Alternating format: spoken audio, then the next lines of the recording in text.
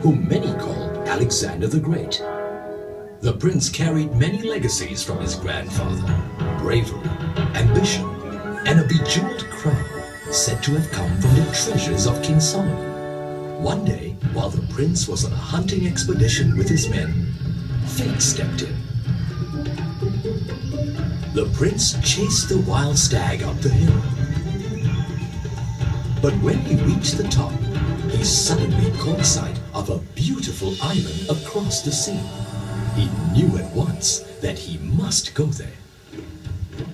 After preparations were made and provisions gathered, the prince addressed his men from the deck of his vessel. Today, we depart on a voyage of discovery, a voyage to create a new city that will endure the ages. But as they journeyed toward the island, the sky began to darken.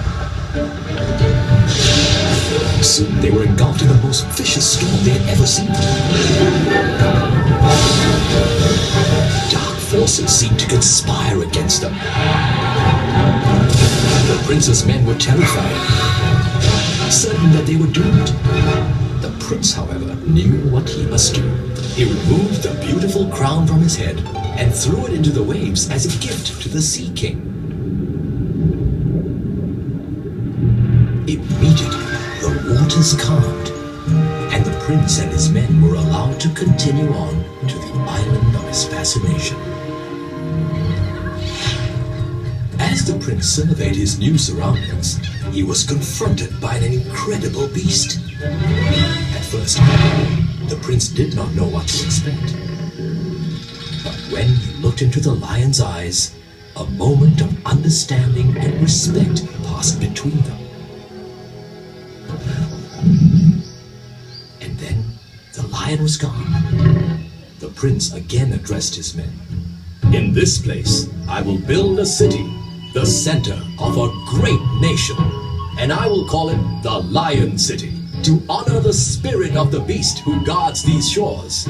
Henceforth, this land shall be known as Singapura. And that is how Singapore came to be. For centuries, Singapore has borne the name of the lion, and for even longer, Singapore has prospered from the many blessings of the deep. In the middle of our last century, it was decided that Singapore needed a new symbol. It would have the head of a lion, representing Prince Sangnila Utama and the noble creature he encountered there, and it would have the body of a fish, symbol of Temasek, the great seaport which bore the ancient kingdom of Singapura, and an undying tribute to our connection with the sea. Thus was born the Marlion, a new myth and a symbol of welcome to all. Riding the waves of the sea, it stands ever watchful, guarding Singapore's well-being and prosperity. It is said that the Marlion brings good fortune to those who seek it. What will it bring for you?